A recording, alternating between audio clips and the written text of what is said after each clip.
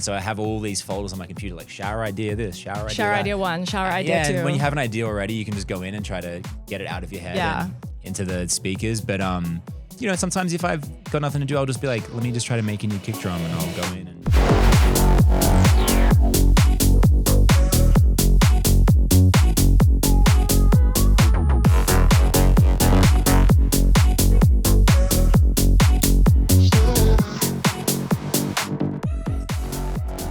We are here with Cassian at Breakaway. You just came off the main stage. Tell us about your set. How was it? How you feeling? I'm buzzed, you know. Yeah. Love the big stage. There was some pyro. Ooh, crowd was great. You had pyro up there. Yeah. Amazing. Yeah, epic. So good. It's nice and warm as well. I know. I love the weather out here, especially when the sun goes down. I like being cold, but like I accidentally set the temperature in the hotel a little too low. And then we got in the car to come here, and the guy had it like just on low, and I didn't have the heart to be like, bro, can you warm it up a little bit? I'm actually freezing. So now I feel pretty great. Yeah, it's good out here. You've helped shape so many huge artists like Rufus Du Sol, so many. What is this dichotomy of Cassian as the producer of so many artists versus the artist Cassian? Yeah, I don't know. I just from when I started, I always just liked collaborating and working with people and helping out where I could, and I was just lucky that like. When I was starting, it was like my friends were just like Rufus Du Sol, so you know, and Hayden James, a bunch of other Australian acts, and that was it's just epic.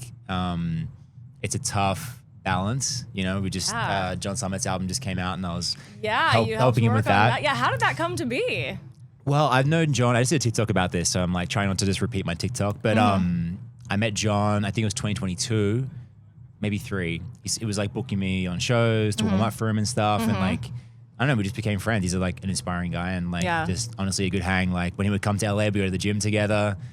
And then he started running and I was like, I hate running, so I'm not going to run with you. He is a runner. Yeah, John, like, dude, I know you love it, but please. Stop running. Yeah, like come to the gym again with me. That was fun, bro. Lifting's fun. Running is not fun. He's strong. He's really strong too. He's like, I haven't deadlifted in like 3 years. And you're just like repping like 350 or something. So the new album is great. I loved the track Sata. Yeah, one of my favorites. That was one of the early ones we did. Yeah. Super fun one. Yeah, just it's a hard balance to do both, but like the way that the artists that I'm working with are honestly just all like friends and also artists that I look up to. Yeah. So it's like it kind of fills my cup. It's not really a drain. For sure. I'm happy, you know, and I love doing it. So. Yeah. When did you feel like people finally started feeling like Cassian is the artist versus just the producer? And what was that like? Was there a distinct moment? Yeah, it's like I've been doing it for so long, so there's been a lot of at each different level. I've like done every level of it from like 30-person back rooms and you know to like 70,000 people in Mexico City. Like, so I'd say at each step there's always been like some really encouraging signs. Like I remember my first LA show at one of my first LA shows at Moroccan Club. I did like a live show and there's like 150 people in the capacity, but like sold out. And at the time, that's like. Cool. So like it's just been a really slow build and since COVID, like especially the last few years, it's kind of been accelerating, which I'm super happy about. I get to play festivals like this. Absolutely. So, it's great. What do you enjoy about mixing and mastering like other people's tracks versus your tracks? Like what's the difference? Well, imagine that there's a song that's like from one of your favorite artists and you get to hear it and then you're like, oh, but I want it to sound a bit more like this. Yeah. And then you could just do that. True. So like you don't have to go through all these other parties. It's great. Like you, just getting to work on music that I genuinely like. Yeah. And with people and artists that I genuinely like, and have an impact on the sound and kind of shape the sound, obviously to their vision, but also like in a way that I also like too. So it's like it's a privilege, honestly. Yeah. So. What is something people like talking about? Being in the studio and mixing, what do you think is something maybe people don't know about the process of being in the studio with people? What makes a good studio session? There's so much. Like, I mean, literally like 99% of what I'm doing when I'm mixing, I'm like, no one like knows what this, no one can even like grasp like kind of what this is. I'm like phase aligning like 30 hertz, like cycles between a kick drum and a bass. It's just, I don't know. But, what makes a good session, honestly, is just trusting each other. Just having the trust in the people that you're there with and like, having an understanding of everyone's strengths and what everyone is there to contribute. And yeah.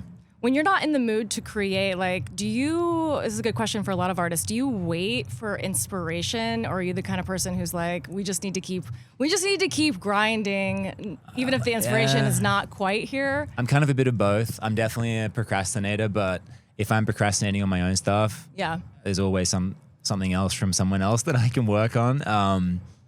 But it's a bit of both. Sometimes I went through this run. I was telling someone about this recently where I would just like almost every day in the shower, I would just hear a song in my head.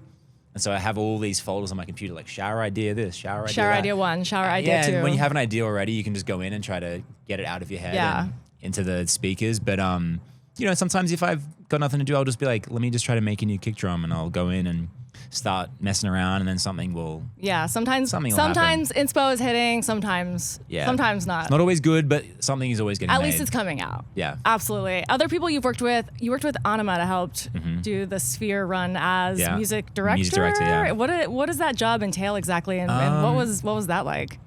A lot of this stuff, like even like with the mixing, it's like for one artist it means one thing, and for another artist it means something else. Like it's really just being able to be a bit of a Swiss Army knife.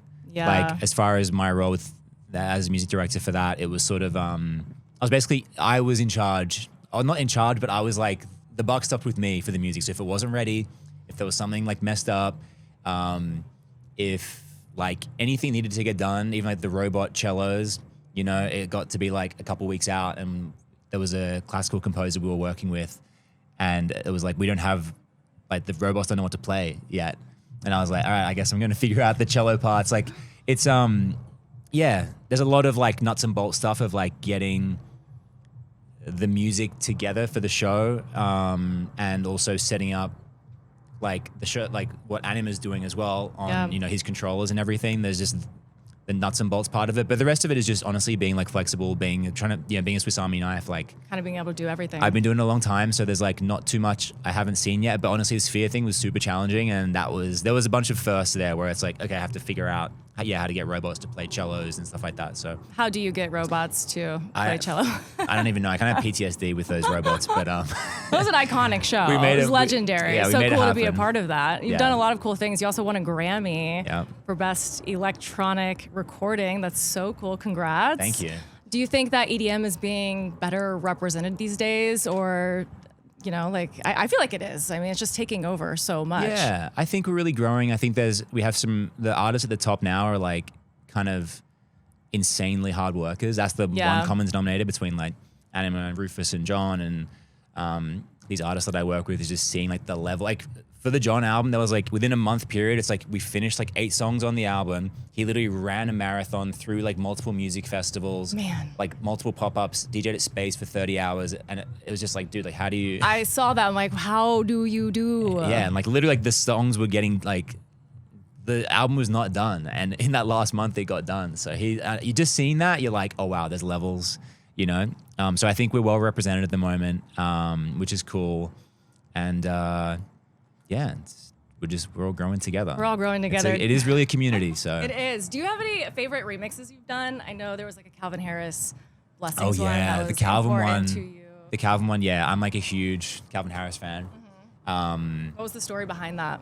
A couple years ago, I used to be more of the mindset of like, don't remix anyone's music without, their express approval. But in the last few years, I kind of had a mindset shift to just like, I'm just going to remix what I'm like, what I want to and what I'm passionate about. Like we did Anima and I did Move, the Adam Portman Strive track. And that one never came out. This is the risk when you remix something without asking first.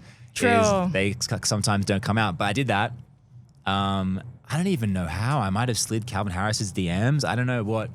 Maybe I played it and tagged him or something, and he was just like, mate, send it over, and I sent it, and then he's like, do you want to release this? And I was like, wow, I can't believe it. I bet that was a dream moment. Yeah, he's like, for me, he's like the Top. GOAT. Like the best thing about Calvin is you look at his biggest songs and you click on the credits, and it's like written by Calvin, produced by Calvin, like wearing many hats. Does it on his own, like the whole thing, which is just insane. Iconic. So, yeah. Are you working with other cool artists right now? Anything cool coming up that we can look forward to? I have a new song. Ooh, okay. Well, I have a bunch of new music at the moment. Amazing. That I've been working on.